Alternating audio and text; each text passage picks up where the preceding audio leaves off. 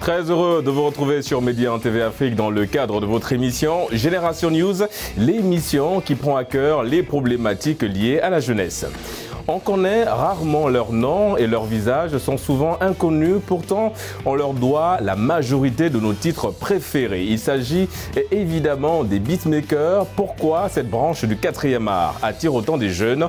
Élément de réponse en première partie d'émission avec mes invités du jour. Ils sont étudiants, diplômés ou pas, et portent également le costume d'entrepreneurs. Les promoteurs d'événements sont confrontés à plusieurs difficultés liées notamment aux mesures restrictives émises par le gouvernement pour stopper la propagation du coronavirus. Comment font-ils alors pour joindre les deux bouts? Élément de réponse tout de suite sur le plateau de Génération News avec mes invités. Marley, vous êtes DJ, promoteur d'événements également. Deuxième participation à Génération News, c'est toujours un plaisir de te recevoir également. Merci d'être des nôtres aujourd'hui. Bonjour Régis, c'est un plaisir d'être parmi vous à Génération News et merci pour l'invitation. Et juste en face de vous, on a Carlyle, vous êtes compositeur de musique dans le jargon dit beatmaker. Merci en tout cas d'avoir répondu à l'invitation. Merci à vous Régis, content d'être là. Nous avons également Arnaud, No Stress, vous êtes promoteur d'événements. C'est un plaisir également de vous recevoir sur le plateau de Génération News. Plaisir partagé, merci d'être chez vous. Et on va terminer avec Chakam, vous êtes artiste, rappeur. Merci également d'être de nôtre sur le plateau de Génération News. Ok, merci pour l'invitation, c'est un plaisir d'être ici. Alors on va tout de suite démarrer par la première thématique. On va parler de ce métier de beatmaker. En tout cas, c'est considéré comme tel, un métier aujourd'hui. C'est quoi déjà un beatmaker, on va dire dans le jargon? C'est quoi un beatmaker? Un beatmaker, c'est une personne qui peut créer des sonorités à l'aide d'un système de composition qui peut être un ordinateur, un piano maître, souvent appelé dans le jargon. Donc ce système-là est appelé le MAO, donc musique assistée par un ordinateur. Donc ça nous permet de pouvoir créer des musiques pour des artistes. Et voilà quoi. Ça fait combien d'années que vous êtes dans ce domaine-là du beatmaking? Ça va faire 8 ans. 8 ans déjà que je suis dans le domaine du beatmaking. Et comment ça se passe en termes de composition? Je veux dire, pour composer un titre, comment ça se passe et vous vous inspirez de quoi en général? Pour faire une musique, c'est... Comment est-ce que je peux dire ça? Est-ce que ça prend du temps? Comment ça se passe en général? Pour composer votre premier titre, vous vous souvenez? Souvent, je pars sur une inspiration. D'accord. C'est-à-dire, si je la fais pour moi-même, je pars sur une inspiration et puis après avoir écouté une belle mélodie, je fonce sur les kicks et tout le reste. Maintenant, il y a le domaine où généralement les musiques sont demandées par des artistes. Donc là, on va écouter ce que l'artiste veut, ce qu'il peut faire, ce dont il a besoin. Et puis autour de ça, on essaie de composer quelque chose qui peut l'arranger. D'accord. Et en parlant d'artistes, on a un sur ce plateau. Chakam, vous êtes rappeur évidemment. Un album en vue, c'est la sortie est prévue pour juin prochain déjà. Un album de combien de titres? De 17 titres. 17 titres. En parlant de 17 titres, ça sous-entend que vous avez travaillé avec 17 beatmakers. Comment ça s'est passé? Racontez-nous un petit peu. J'ai travaillé avec 2 beatmakers, on a bossé ensemble, je les ai fait appel et tout, ils étaient là. Ils ont composé les mélodies pour moi, après j'ai posé dessus. Et comment ça s'est passé justement? En tant que rappeur, c'est important pour vous de travailler avec eux, avec des beatmakers? Exactement, c'est très important parce que les beatmakers, c'est grâce à eux qu'on crée nos flows.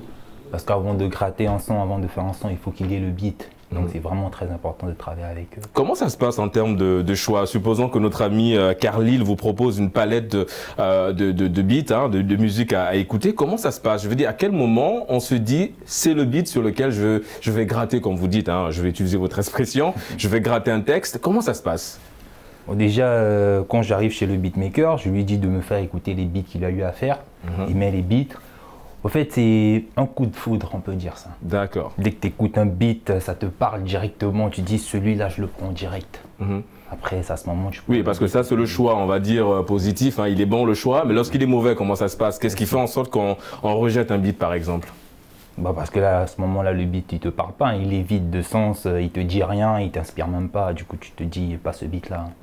Marley, vous comprenez aujourd'hui un peu l'ascension de ce domaine-là en ce qui concerne évidemment les jeunes. On voit qu'il y a beaucoup de jeunes qui décident aujourd'hui un petit peu d'envahir, une manière de parler, ce secteur du 4e art. Vous comprenez aujourd'hui l'avènement de ces jeunes beatmakers? Bon, en tant qu'organisateur de soirée, en tant que DJ, Moi, je les comprends parce que je trouve que c'est eux qui font, c'est eux qui donnent du style à la musique. Je pense qu'aujourd'hui, si les gens viennent en boîte, c'est pour écouter des beats différents et tout. Il y a ce qu'on appelle l'originalité dans le beat. Il y a des beats afro-trap, il y a des beats trap décalés. On a par exemple un nouveau style qui vient à peine de sortir, la compa par exemple. C'est très original et ça donne envie d'écouter en fait parce que... Ouais, qu'il n'est pas très loin de Kizomba hein, dans la manière de danser et tout le reste, le rythme. Il y a beaucoup de remixes déjà qui ont été faits, autant pour moi. Et pour moi personnellement, je pense que les beatmakers, on doit les mettre plus en avant en fait. On doit plus les mettre en avant parce que je pense que moi, c'est un avis personnel. Pour moi, ce sont des stars dans l'ombre en fait. Et j'aimerais qu'ils soient un peu plus... sorti de là en fait. Et en parlant de ça, on va justement revenir, Carly, sur vous pour parler un petit peu de cette mise en avant du métier que vous faites. Mais Arnaud, vous êtes également promoteur d'événements dans le monde de la nuit ou bien monde du jour, puisque vous organisez des événements sur des plages et dans des boîtes de nuit. Marley l'a souligné quelque part, c'est important pour vous aussi de travailler avec ces beatmakers. Comment ça se passe sur le choix de la playlist parce qu'évidemment, les gens qui viennent pour s'amuser doivent danser. Si on met du zouk sur un événement où on est censé avoir une forme de béatitude, c'est un peu compliqué. Donc comment ça se passe dans le choix de la playlist? Il faut dire que déjà l'occasion fait le larron pour que tous ceux qui nous suivent puissent mieux comprendre un peu comment les choses se programment, comment exactement. Le show se planifie, si on peut le dire comme ça.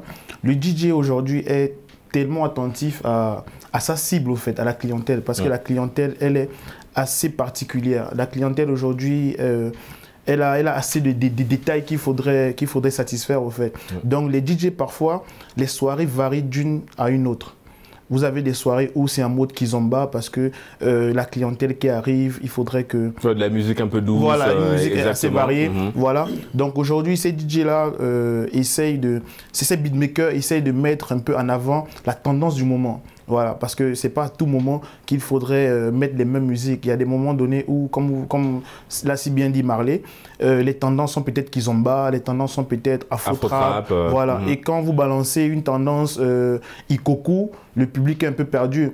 Donc du coup, c'est des gens qui sont à féliciter parce qu'ils sont à l'écoute de la clientèle. Et vous allez remarquer qu'à chaque fois, voilà, ils font la culture, ils font vraiment vivre. Et en fait, c'est plus un beat, il est dansant, plus la clientèle elle est satisfaite en tout cas. Effectivement, c'est pourquoi je disais que c'est des gens qui suivent un peu la tendance du moment. Ils sont très à l'écoute de ce qui se passe côté musical. Donc Marley l'a si bien dit, c'est des gens qu'il faudrait vraiment valoriser, mettre vraiment à la lumière parce que le travail est parfait au fait.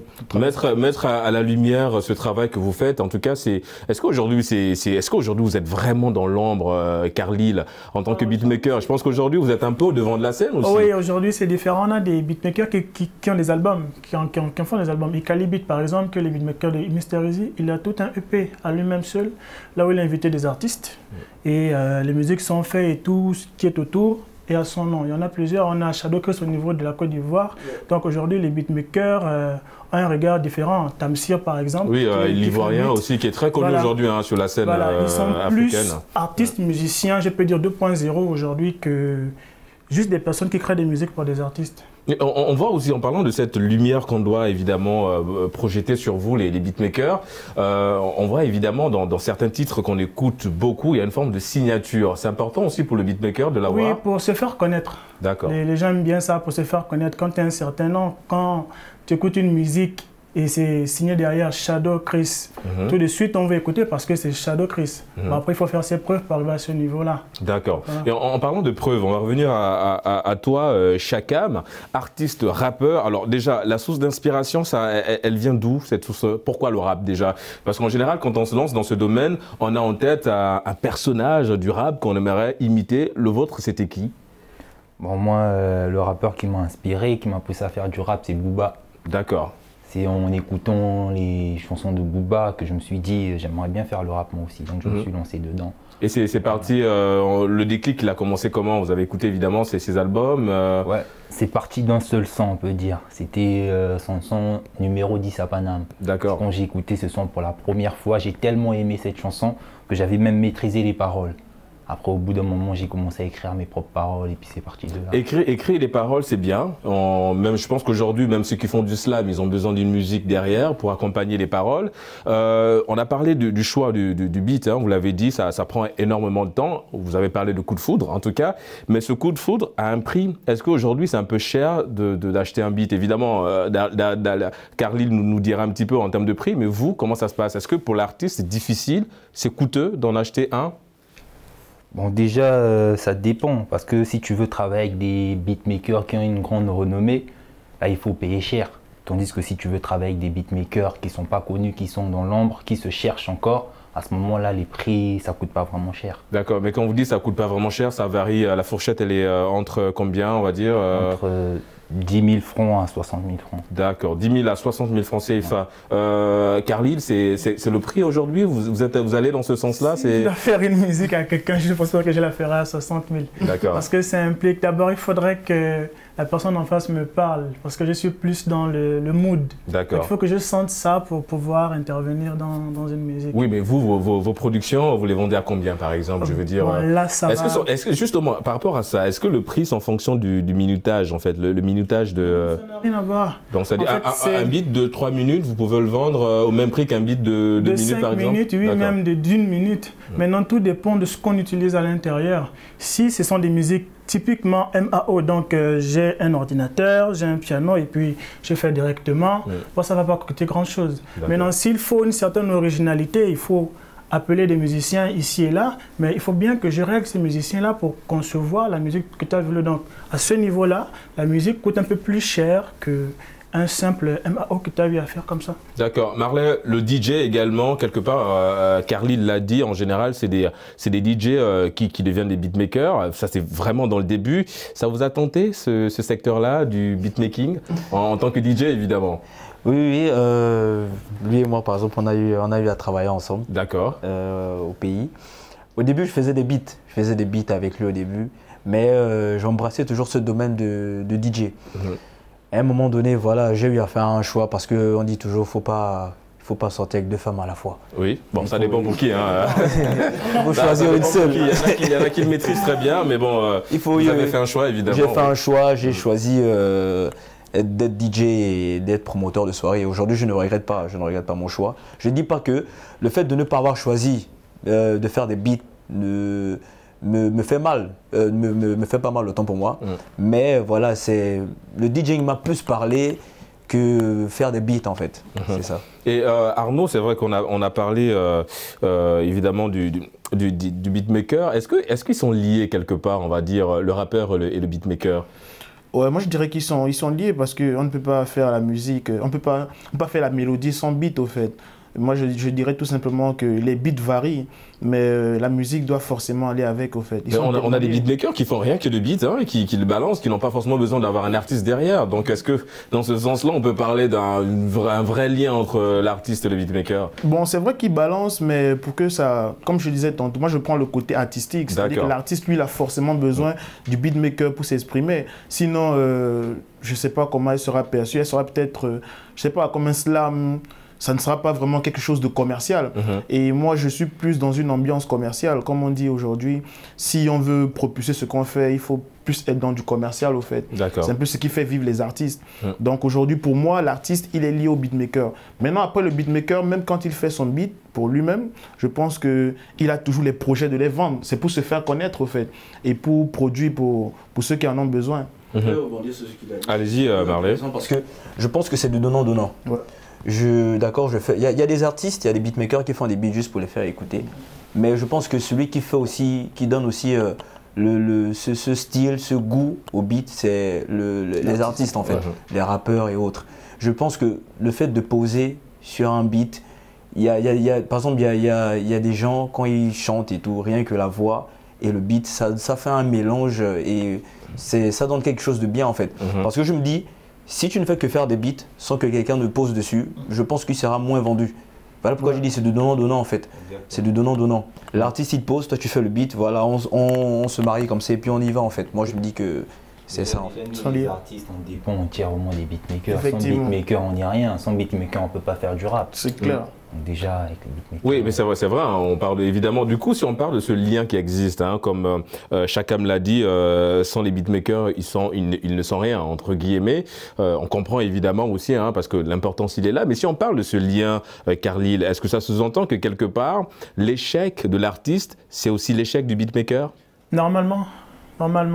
Parce que il faudrait que la musique parle. Hein. Si la musique ne lui parle pas, tu es obligé de recommencer jusqu'à ce que vous trouviez un terrain d'entente. Donc si la musique n'est pas bonne, c'est vrai que la faute aussi revient sur le beatmaker. Oui, mais est-ce qu'en tant que beatmaker, vous avez une sorte de remise en cause quelque part? Supposons qu'un de vos beats soit représenté dans une cérémonie, une récompense de prix, et que votre artiste, malheureusement, ne l'a pas gagné. Est-ce que quelque part, le fait de ne pas avoir gagné ce prix, l'artiste, évidemment, il va se remettre en cause, mais qu'en est-il du beatmaker derrière? Bon, pas forcément se remettre en cause, hein. C'est le domaine de l'esprit. Hein. C'est quelque chose qui attire la personne qu'il veut. Il peut faire, par exemple, Chama peut faire un son aujourd'hui avec un bon beat qui peut marcher, par exemple, au Sénégal. Il est promu dans un prix, peut-être, on va prendre un exemple, les Beat Awards. Et après, il y a d'autres personnes qui ont fait d'autres musiques et qui est mieux appréciée que celle de Chamak. Ça ne veut pas dire que Chamak a démérité, dans un sens. Si je peux ajouter quelque chose, moi je dirais que l'échec n'est pas lié au fait. Par expérience, on a vu des artistes qui posent sur un beat et ça ne marche pas, et d'autres qui reprennent le même beat et qui font des hits avec, au fait. Et je pense que c'est la tendance du moment. Une tendance peut-être Ikoku, où un artiste prend le beat, il fait un hit, le même artiste prend le même beat, un autre artiste prend le même beat et qui fait un échec. Moi, je dirais tout simplement que c'est beaucoup plus l'artiste. Voilà, c'est beaucoup plus l'artiste, en fait. Voilà, parce que quel que soit le beat, moi, je dirais, l'artiste peut le rendre grave. Les beats sont appréciés, les beats sont des choses, je peux dire, grandioses, qui viennent vraiment d'une réflexion assez extraordinaire. Maintenant, c'est à l'artiste de rendre ça, de donner de la couleur au fait à ce beat. D'habiller évidemment le beat, comme on dit. Chacun, vous partagez son avis. Du coup, comment vous écrivez? C'est-à-dire, lorsque vous êtes en face d'un beat, comment ça se passe? Est-ce que vous écoutez d'abord le beat, ensuite vous écrivez, ou vous écrivez dans l'espoir de trouver un beat qui colle à vos textes? Comment ça se passe? Non, moi, personnellement, j'écoute d'abord le beat. J'écoute le beat, après à ce moment-là, je commence à écrire pour être en harmonie avec le beat. Parce que si j'écris avant de recevoir un beat, quand je vais recevoir le beat, forcément, mon texte, il sera modifié. Parce que je dois être en harmonie avec le beat. Ouais, parce qu'en fait, il y a les refrains et tout derrière à faire. Exactement. Ouais. Donc du coup, c'est avec le beat que j'écris. Alors, on va revenir évidemment sur ce domaine-là. Carlyle, est-ce qu'aujourd'hui, on peut affirmer, sans risque de nous tromper, que l'avènement d'Internet a un petit peu, on va dire, boosté ce domaine qui est le beatmaking? Oui, je crois, parce qu'aujourd'hui, il y a des plateformes qui permettent aux beatmakers de poser leur musique et de recevoir des sous dessus. Hein. Et avec l'avènement des redevances, royalties et tout ça, ça permet aux beatmakers de pouvoir, quand même, après un trimestre ou un semestre, recevoir quelque chose d'assez raisonnable. Vous vivez de cet art aujourd'hui? Oui. D'accord. Et comment ça se passe? Je veux dire, comment aujourd'hui la famille apprécie le choix? Vous le faites vraiment dans le sens où c'est un métier pour vous à part entière, ou c'est beaucoup plus, on va dire, une seconde passion? Au départ, c'est la passion. Après, quand tu vois que ça peut te rapporter quelque chose, tu te mets à fond. Hein. Et les parents ne sont pas seulement d'accord. On est en Afrique, hein, quand il s'agit de musique, d'art, de promotion, c'est pas trop leur truc. Nous, on aime les docteurs, les voilà, le costume. Donc c'est ça en gros. Mais aujourd'hui, c'est différent parce que à la base, je faisais des spectacles en tant qu'instrumentiste. C'est-à-dire qu'il y a des événements là où j'accompagnais des artistes. Le premier jour où mes parents m'ont vu sur la chaîne nationale en train d'accompagner des artistes, pour ils ont dit que comme l'enfant là, il peut quand même faire quelque chose qu'on peut faire là. Donc du coup, ils ont commencé à me faire un peu confiance. Mais qu'est-ce qui fait l'originalité? Parce que Marlène a parlé, elle a souligné, il parlait de l'originalité du beatmaker, mais qu'est-ce qui fait justement son originalité? Ça dépend, ça varie. Hein. Il y a des gens qui sont à la mélodie, donc ils sont très mélodieux, on reconnaît la mélodie. Il y a d'autres qui sont à la signature vocale, par exemple. Il y a d'autres qui utilisent les mêmes kicks, donc tout ce qui tourne autour du beat, donc la grosse caisse, tu vas savoir que c'est tel beatmaker qui l'a fait. Moi, quand j'écoute une musique au début, pour ceux que je connais, je peux déjà savoir qui a fait la musique, automatiquement. C'est-à-dire sans même écouter la signature vocale, juste l'environnement musicale dans laquelle il a composé, je peux savoir que ça, c'est tel beatmaker qui a fait la musique. Marley, on a parlé un petit peu du regard un petit peu, on va dire, péjoratif hein, de nos parents par rapport à ce métier-là, qui est considéré aujourd'hui, hein, en tout cas, comme un métier en part entière. Il y a beaucoup d'écoles, beaucoup plus l'Afrique du Sud, qui a compris aujourd'hui la nécessité, évidemment, de ramener ces nouveaux métiers-là pour essayer de former des gens. Il y a une école hein, en Afrique du Sud qui forme des jeunes beatmakers. Au Canada aussi, ça existe. Faut-il aussi, aujourd'hui, suivre le pas dans d'autres pays? Moi, je pense que c'est nécessaire parce que il n'y a pas que des beatmakers et des artistes en Afrique du Sud. Tout le monde, il y a beaucoup qui veulent vivre de ça. C'est comme assez bien dit Carlyle, au début c'était costume cravate comme l'avait aussi dit, mais quand il est passé à la chaîne nationale, les parents étaient fiers. Ah donc il peut aussi faire ça. Non, il n'y a pas que l'école qui peut emmener au costume cravate en fait, au succès. Merci Arnaud. Moi, je me dis en fait qu'il faut plus se valoriser en fait. On a par exemple en Afrique du Sud une tendance qui est sortie, la Amapiano. Amapiano qui est sorti par exemple, c'est un très très beau style qui est sorti. Tout ça parce que quoi, il y a des écoles de musique, des écoles de beatmakers là-bas et tout. Et moi, j'aimerais que voilà, on puisse faire la même chose un peu partout en fait. Chakam, vous êtes d'accord avec l'avis de Marley aujourd'hui, aller beaucoup plus dans le sens de... Parce que plus on a des beatmakers, plus on a des artistes aussi quelque part. Vous partagez son avis? Il faut former des beatmakers aujourd'hui? Ouais, exactement. Il faut former des beatmakers. Mais déjà, les beatmakers eux-mêmes, je ne pense pas qu'il y a des cours, des formations beatmaking. Je pense qu'ils apprennent ça sur Internet. Mais on voit aujourd'hui un petit peu les tutos hein, sur YouTube aujourd'hui. Il y a des choses un peu très techniques dont tu as besoin d'avoir connaissance. Moi, j'ai fait de l'assistance ingénierie de son, par exemple, dans l'école où je suis. Et il y a des domaines techniques qu'un beatmaker qui a appris sur un tuto ne peut pas comprendre en termes de qualité sonore. Quoi. Et justement, en termes de qualité sonore, Chakam, est-ce que le beatmaker, on le fidélise? C'est-à-dire que si on a travaillé 2 fois avec lui et que les sons, on va le dire ainsi, la musique elle est bonne, est-ce que quelque part on se dit autant rester avec lui que d'aller voir ailleurs? Ou bien vous avez toujours besoin, en tant que rappeur, d'avoir, on va dire, cette pluralité de sons, de différenciation dans la musique? C'est toujours important de tester plusieurs beatmakers parce qu'il ne faut pas rester figé sur un seul beatmaker. Mais n'empêche, moi j'ai mon beatmaker, ça fait des années qu'on travaille ensemble. R2M, jusqu'alors je travaille toujours avec lui parce que c'est lui qui maîtrise bien mon style de musique. Donc du coup, je n'ai pas forcément besoin d'aller chercher ailleurs. Mais à chaque fois que je rencontre un beatmaker, j'ai bien envie de travailler avec lui pour voir ce qu'il peut m'apporter de plus. Et en parlant d'apporter un plus, Carlyle, comment ça se passe en termes de répartition des revenus? Parce que le beatmaker, vous l'avez dit, il gagne beaucoup, mais comment ça se passe en fait? Comment ça se passe? Ça dépend des productions, la production de l'artiste. Et si le beatmaker a tous ses papiers, parce que c'est bien d'être beatmaker, c'est aussi bien d'être professionnel dans le sens administratif.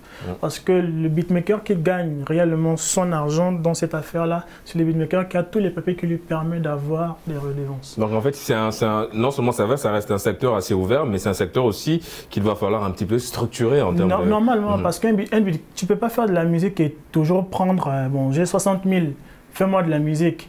C'est bien, mais tu gagneras mieux si tu avais tous les papiers qui te permettaient de gagner autrement. C'est-à-dire tu peux prendre les 60 000 et plus dans le long terme. D'accord, voilà. Oui. Et pour revenir à ça, Arnaud, est-ce que quelque part, le beatmaker aussi, la musique, elle est propre à son pays, à sa culture? Parce que quand on écoute, par exemple, vous avez parlé de Tamsir, qui est un jeune beatmaker ivoirien, qui est très connu aujourd'hui hein, sur la scène nationale et internationale aussi. On voit sa musique, c'est beaucoup plus... la sonorité, elle est certes africaine, mais elle est ivoirienne. Et quand on écoute la musique camerounaise, il y a aussi ce truc, on sait automatiquement que c'est de la musique camerounaise parce qu'il y a les rythmes du bikouti et tout le reste. Est-ce que c'est propre au pays? Bon, après, moi, je dirais que beatmaker, aujourd'hui, ça a 2 volets, au fait. Ça peut être propre comme ça peut être international. Parce qu'aujourd'hui, la cible n'est pas que nationale, au fait. La cible, elle est internationale. Donc, aujourd'hui, celui-là qui veut faire quelque chose de commercial, qui veut s'étendre, sa première cible, c'est d'abord nationale. Mais après, je dirais que son objectif, c'est être international. Donc, aujourd'hui... un beatmaker, lui, son travail ne peut pas être que national, au fait. De ma vision des faits, il doit être international pour toucher le plus de personnes. C'est de là que que se vend son métier, au fait. D'accord. C'est un peu mon point de vue par rapport à ça. Marley, un point de vue un petit peu différent, parce que vous êtes DJ, évidemment, si vous mettez beaucoup plus de la musique en fonction de... Comment ça se passe, effectivement? Est-ce que vous mettez de la musique en fonction de, on va dire, de la communauté la plus représentée dans une boîte de nuit, par exemple? On peut avoir des communautés qui sont les plus représentées, mais il y a des communautés où ils n'ont pas d'artistes. Ils n'ont pas d'artistes. Il y a des communautés comme par exemple le Burkina Faso, ils n'ont pas trop de bonne musique, mais eux ils embrassent toutes les autres musiques. Quand on joue en boîte souvent et tout, et qu'on met des musiques, ils dansent, mais alors que quand tu n'aimes pas les sons de chez eux, en fait, c'est pas leur problème en fait, c'est pas leur problème. Et voilà, ils sont là pour s'enjailler et tout. Je pense que pour un beatmaker, c'est comme l'a dit Arnaud, l'inspiration vient d'abord, il est d'abord national. D'accord. Mais pour essayer de sortir de là, c'est comme des artistes. Au début, il y a des artistes qui veulent aussi se faire connaître d'abord chez eux et après se faire connaître à l'international, c'est-à-dire embrasser d'autres styles, être orgueilleux en fait. Il faut être orgueilleux et dire bon ok, moi par exemple je ne fais que du rap, bon demain je vais essayer de faire un truc afro-trap pour voir comment je peux décoller aussi. On parle d'originalité. Nous sommes arrivés au terme de cette première partie d'émission. On marque une courte pause. On se retrouve dans une poignée de minutes. A tout de suite sur Médien TV Afrique.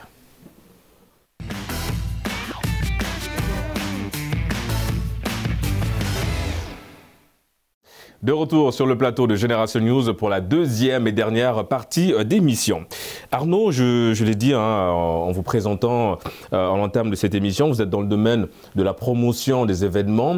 Il y a des mesures qui ont été prises par les autorités du pays pour évidemment freiner la propagation du virus. Ces mesures, c'est notamment la fermeture des endroits publics, en l'occurrence des plages et des boîtes de nuit. C'est des endroits où vous organisez ces événements. Comment déjà vous avez vécu la nouvelle?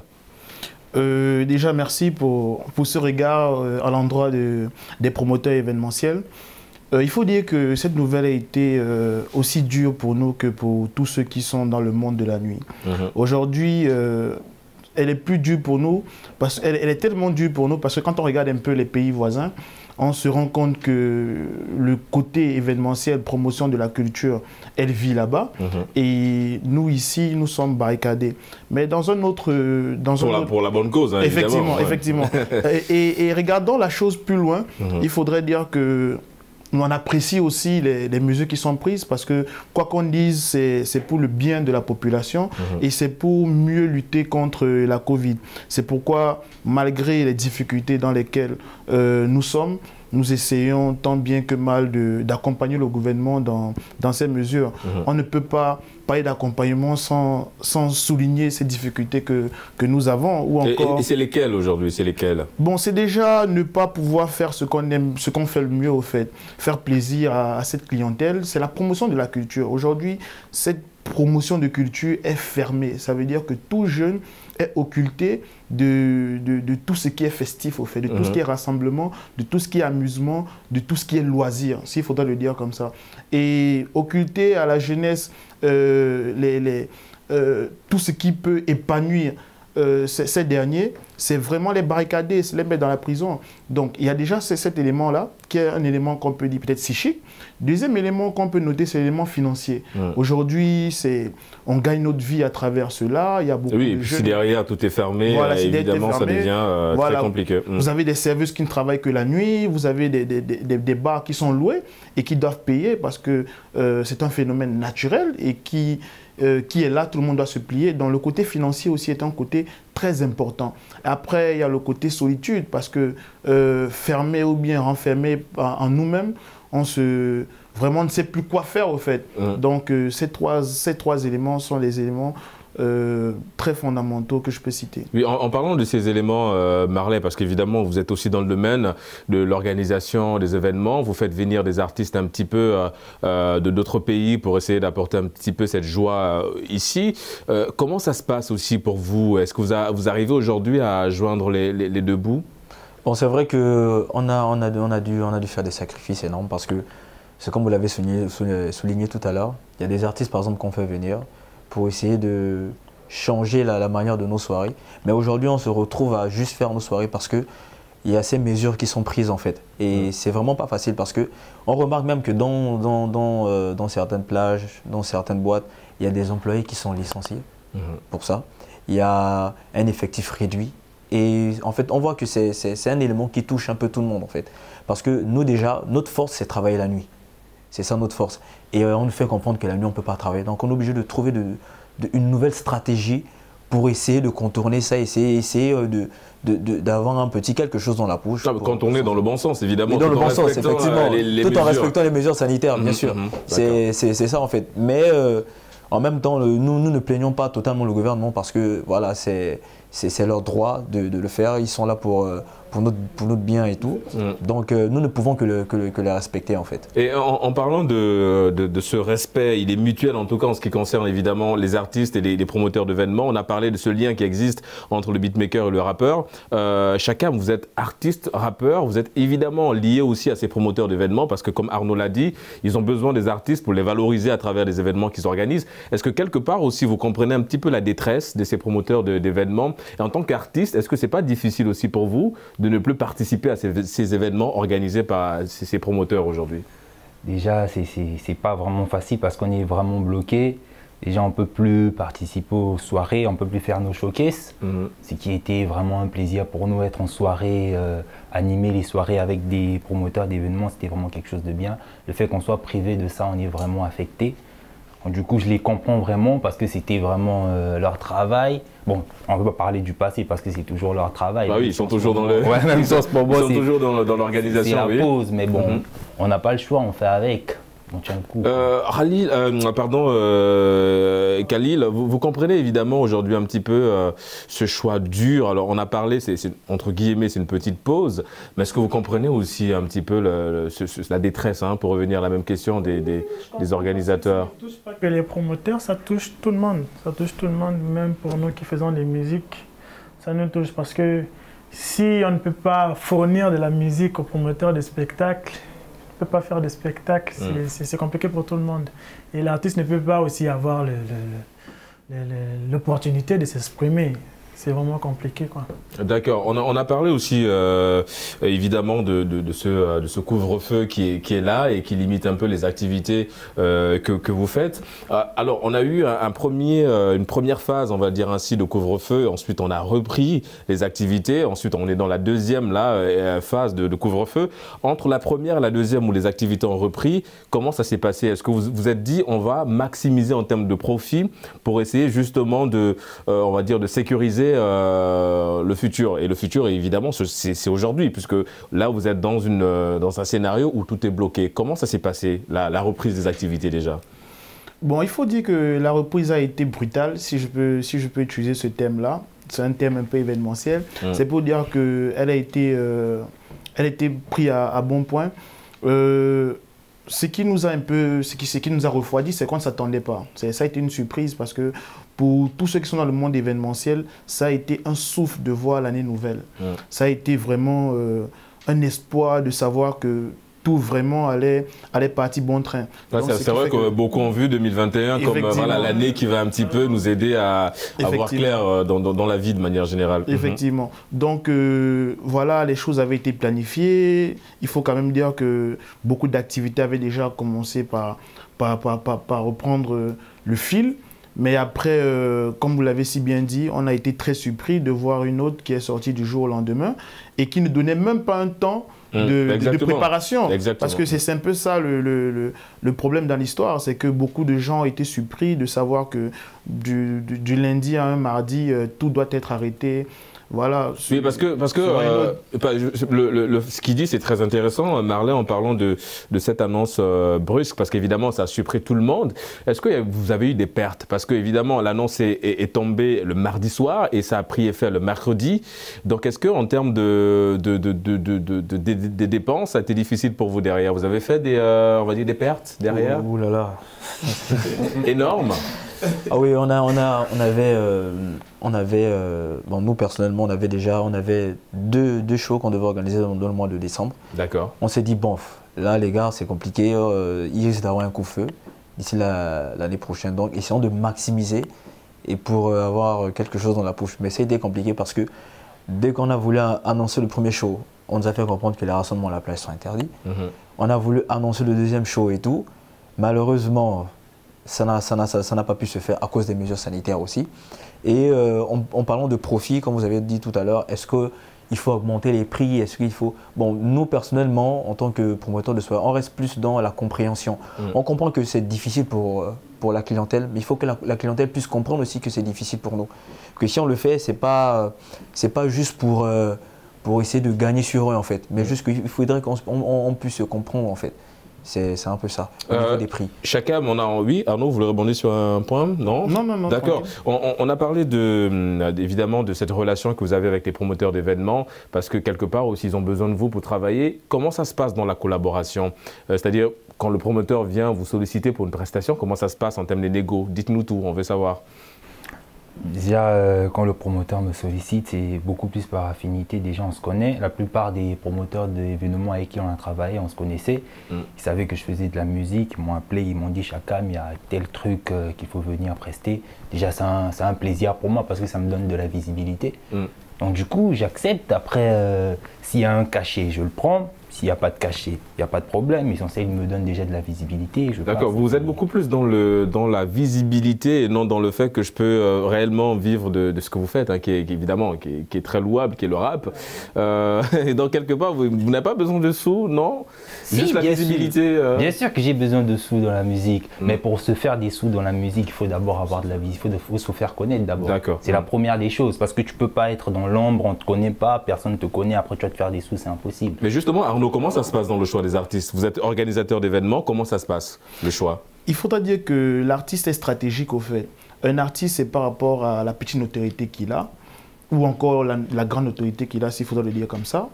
Un artiste, c'est par rapport à son flow, au flow. C'est par rapport à la communauté, c'est stratégique. Aujourd'hui, vous pouvez prendre un artiste parce que sa communauté elle est soudée. Donc, quand l'artiste est là, la communauté est là. Même si l'artiste n'a pas le flow qu'il faut pour la soirée que vous voulez donner.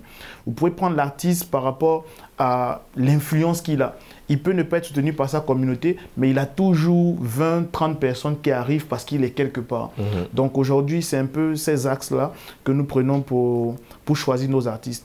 Mais je voulais peut-être rebondir sur l'intervention du cachet parce que c'est un peu le débat. C'est quelques temps dans les réseaux sociaux par rapport au cachet. Promoteur d'événements, oui. Effectivement. Et j'ai beaucoup apprécié l'intervention de Chaka parce qu'aujourd'hui, je pense qu'il a compris un peu le monde événementiel. Il y a des artistes qui n'ont pas de public en réalité. Ils sont ils sont dans leur carrière, dans leur début de carrière. Et nous, les promoteurs, nous ne faisons que ça. Offrir la visibilité. Voilà, visibilité. Nous avons un public qui, sans prestation ou avec prestation, qui sont là. Parce qu'il y a du bon beat, il y a des bons DJ, il y a des bons thèmes, comme je disais tantôt. Donc aujourd'hui, quand ils viennent, ils essaient d'abord de s'accaparer ce public-là. Et quand ils sont accaparés ce public-là, que ce soit sur un cachet ou non, ce qui est sûr, c'est que si l'artiste est là, c'est parce qu'il y a eu un consensus. Donc, parfois, on a souvent des débats du genre, vous exploitez les artistes, vous ne payez pas bien. Et moi, je pense que dès que l'artiste prend le micro, c'est parce qu'il y a eu un accord gagnant-gagnant. Demain, c'est le même artiste. Mais parfois, on va dire, les clauses de contrat ne sont pas respectées. C'est en tout cas ce que les artistes disent. C'est-à-dire, oui, on est parti sur un principe, sur des accords, mais après la prestation, on a parfois du mal à... Soit vous êtes payé 3, 4 ou 5 jours après, soit vous ne l'êtes pas du tout. Donc c'est aussi quelque part, enfin, votre part de responsabilité en tant que promoteur de veiller à ça. Non, je suis d'accord parce que tout n'est pas rose au fait. Il faudrait qu'on le dise sur ce plateau. D'accord. Bon, toutes les équipes, ça nous rassure. Toutes les équipes ne sont pas professionnelles au fait. Il y a des équipes aujourd'hui qui vous disent ça et qui font autre chose. Ça, c'est ce qui existe. Mais pour ceux qui ont eu l'habitude de travailler avec des équipes sérieuses, vous diront que avec cachet ou sans cachet, quand l'artiste prend le micro, c'est parce qu'il y a entente. C'est d'abord ça la question au fait.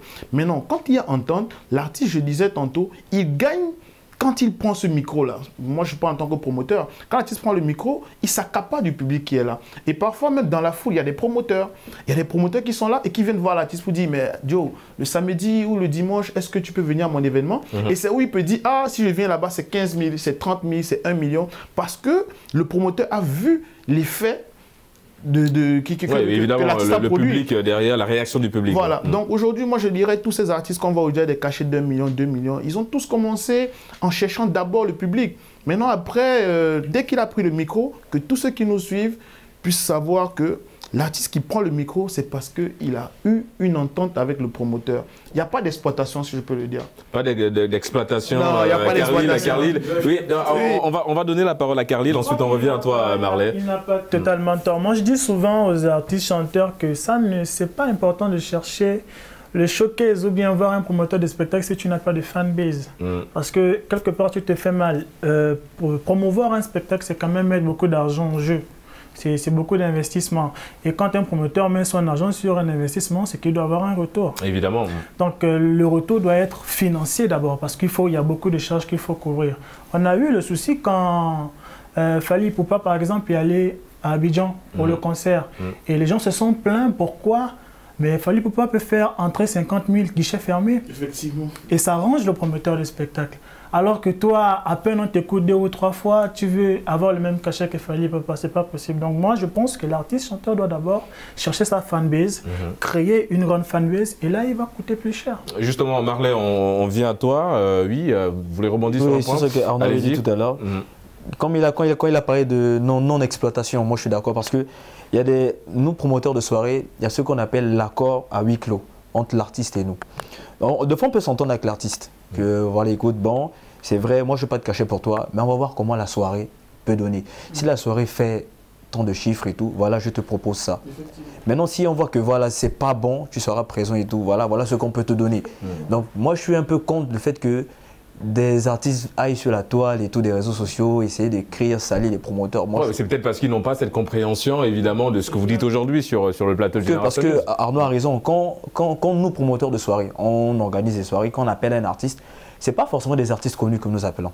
Des fois, on appelle un artiste, nous on écoute, on sent que... Des fois, c'est un ami, hein, il est bon et tout, mais il n'est pas connu. Voilà. Et quand il vient, c'est pour essayer de l'aider, de se faire connaître. C'est ça en fait. Nous, le plus souvent, comme je suis d'accord avec ce que Arnaud a dit, nous on est là pour plus aider les artistes. Parce que nous, déjà même sans artistes, on peut faire notre soirée et tout tranquille.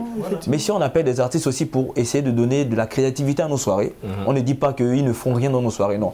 Parce que les artistes qui sont connus, quand on les appelle, des fois ils attirent encore un peu plus de la clientèle. Et voilà pourquoi je suis tout à fait d'accord avec ce que Arnaud disait tout à l'heure. En parlant d'artistes, vous êtes très concernés chacun, mais comment ça, est-ce que vous êtes déjà arrivé dans une situation où vous êtes en désaccord avec le promoteur d'événements? Ah non, pas encore. Pas encore, parce que vous êtes évidemment dans la visibilité. Alors, on l'a dit en première partie d'émission, il y a l'album qui arrive en juin, 17 titres. Et évidemment, les promoteurs sont là. Vous comptez évidemment aussi aller dans cette optique-là, de toujours faire la promotion, et avec la levée des mesures barrières, évidemment. Bien sûr. Déjà, le fait d'être sur ce plateau, ça m'a permis de connaître 2 promoteurs d'événements. C'est déjà quelque chose de bien pour moi. Génération News, on va vous envoyer le chèque après. Hein. Donc du coup, on va garder contact. Après, quand ils auront des événements, je serai là, je vais participer avec grand plaisir. D'accord. Alors Arnaud, il y a un point qui a été souligné par Carlyle qui est très intéressant en parlant évidemment de ce petit couac, si on peut le dire ainsi, qui s'est passé en Côte d'Ivoire, parce qu'il y a une polémique entre les artistes ivoiriens et l'arrivée des artistes étrangers, en l'occurrence Fally Ipupa qui a donné une prestation à Abidjan en Côte d'Ivoire. Est-ce que vous également, vous êtes dans cette optique-là de valoriser beaucoup plus les artistes qui sont là, les artistes locaux, que les artistes internationaux? Je dirais non, je dirais que je ne suis pas dans cette logique-là au fait. Moi, ma logique, elle est carrément commerciale en tant que promoteur événementiel. Quand on s'inscrit dans le registre d'un promoteur événementiel, on fait purement et simplement du business. En fait, purement et simplement, c'est pas du social au fait. Est-ce que vous voyez? Donc aujourd'hui, un promoteur, il met son argent où il peut rentabiliser. Si aujourd'hui, il y a des artistes qui ne peuvent pas remplir le palais de la culture, ou encore qui vont engendrer beaucoup de fonds, mais qui ne seront pas rentables au retour, un promoteur ne va pas mettre son argent. On préfère sortir, je dis n'importe quoi, 5 millions pour faire venir NASA, que de sortir 5 millions, je dis n'importe quoi pour... Voilà, pour un artiste. Voilà. C'est totalement vrai parce que les promoteurs, c'est du business en fait. Et des promoteurs, par exemple, comme le cas qui s'est passé à Abidjan, pourquoi appeler 5 artistes, les donner 1 million chacun, ce qui fait 5 millions, tandis que tu peux appeler un artiste qui coûte 5 millions, et qui va générer plus de 20 millions. À lui seul qui remplit le palais de la culture en fait. Ou alors tu peux appeler un artiste qui peut coûter moins cher que les 5 artistes et qui remplit le palais de la culture. En fait, moi, je trouve que c'est comme là, c'est du business en fait. C'est simple, c'est rien que du business à Carlyle. Du business. Le monde de la nuit, c'est le monde du business. Moi, j'en connais quelques-uns, mais c'est rien que du business. Il ne va pas mettre son argent pour rien du tout. D'accord. Il faudrait que quand ça sort, ça doit rentrer. C'est clair.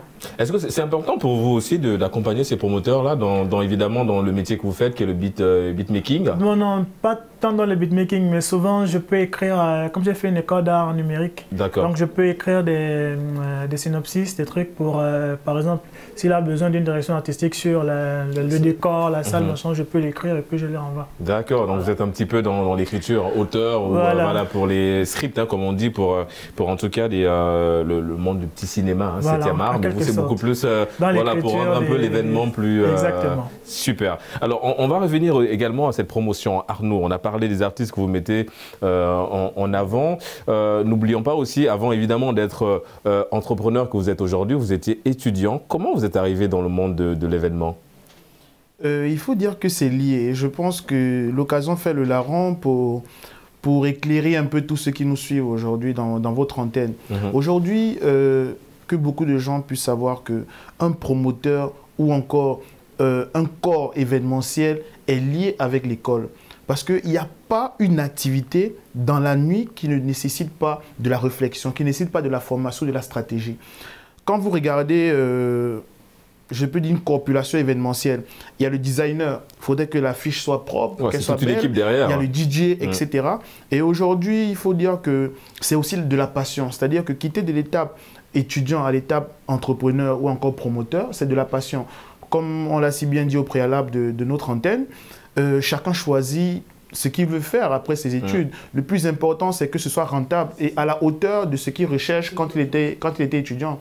Donc, si aujourd'hui on se dit que le temps que nous prenons pour la promotion événementielle nous rapporte n'importe quoi à la fin d'un mois 3 millions, je trouverais que c'est mieux que de faire une activité, je dis n'importe quoi, en journée qui va nous rapporter 300 000. Donc aujourd'hui, cette transition est une transition comme toute autre, comme celui-là qui a terminé ses études et qui finit par être docteur ou bien qui veut faire médecine ou gardien ou quoi que ce soit.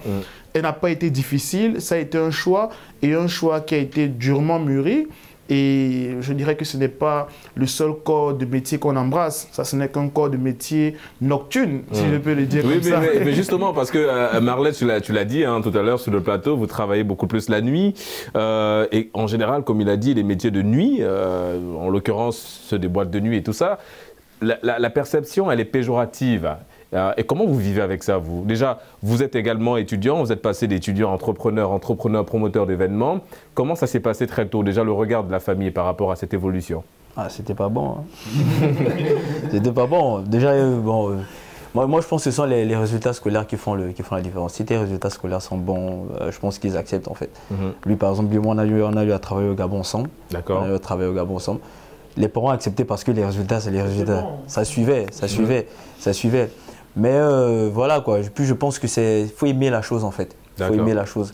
Si tu aimes la chose et que tu penses pouvoir t'en sortir, bah, tu te lances tout simplement. Bon, on salue les parents qui nous regardent et qui sont très fiers de vous aujourd'hui. On va revenir à toi, Chakam. Alors, on a parlé évidemment de l'organisation des événements. Arnaud a souligné l'importance de valoriser ces artistes. Marley aussi allait dans ce sens-là.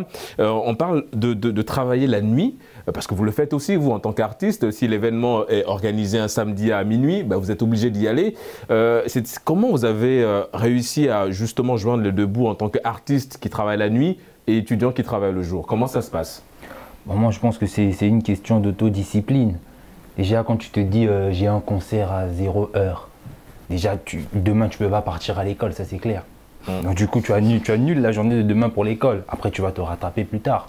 Donc du coup, le fait de travailler la nuit ne peut pas t'empêcher d'étudier, si tu es bien organisé, tout simplement. C'est juste une question d'autodiscipline, je pense. Oui, mais le regard des parents, je veux dire, aujourd'hui, on a Chakam qui va dans les soirées. Comment les parents regardent ça derrière? Déjà, est-ce qu'ils vous accompagnent dans ce choix qui est le rappeur aujourd'hui que vous êtes?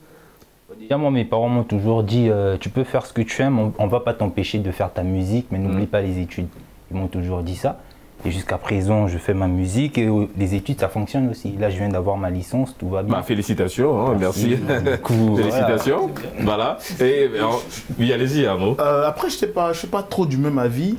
suis pas trop du même avis juste dans la partie où il faudrait peut-être occulter les cours du lendemain parce que peut-être on a eu un show la veille.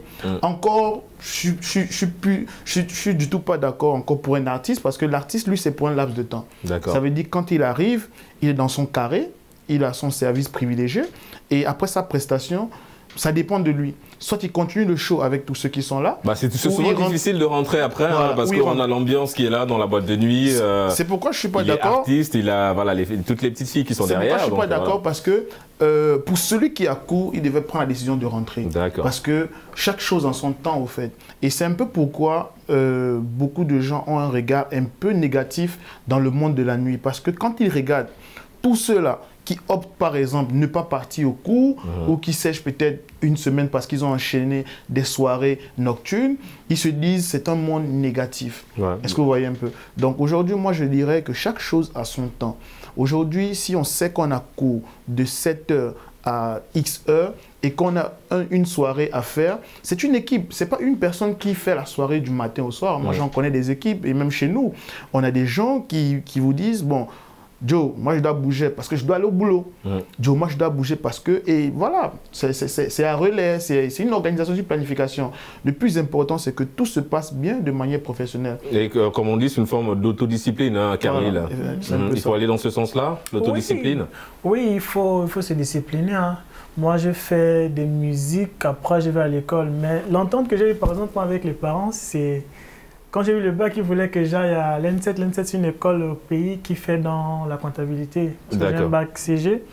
Après, je leur ai dit non, non, non. Moi, j'ai trouvé une école d'art numérique là où je peux m'en sortir et tout ça. Et puis, ils m'ont envoyé ici, quoi. Donc, du coup, je peux faire ce que je veux et faire l'école sans pourtant être dans un environnement très académique. Vous voyez un peu ce que je veux dire? Donc, je suis vraiment dans l'art. Et je suis... Bon, en fait, vous êtes concentré tout en n'étant pas réellement quelque part. Voilà, parce que vous êtes distrait aussi par votre passion qui est le beatmaking. Nous sommes arrivés au terme de cette émission. Ça allait très vite, hein, les amis, évidemment. Merci à Marley, DJ, promoteur d'événements, d'avoir participé à cette émission. On remercie également Arnaud. Vous êtes dans le même domaine, promoteur d'événements. Arnaud No Stress, merci d'avoir répondu à l'invitation de Génération News. Carly, là, ça a été un plaisir de te recevoir. On espère te revoir sur le plateau de Génération News. Et Chakam, l'album, ça sort le 17, en juin. Ça sort en juin, et exactement. Merci également d'avoir répondu à l'invitation. C'est la fin de cette émission Génération News. On se donne rendez-vous la semaine prochaine pour un autre numéro tout aussi lié à l'actualité des jeunes. D'ici là, n'oubliez pas, gardez le sourire en compagnie de nos programmes.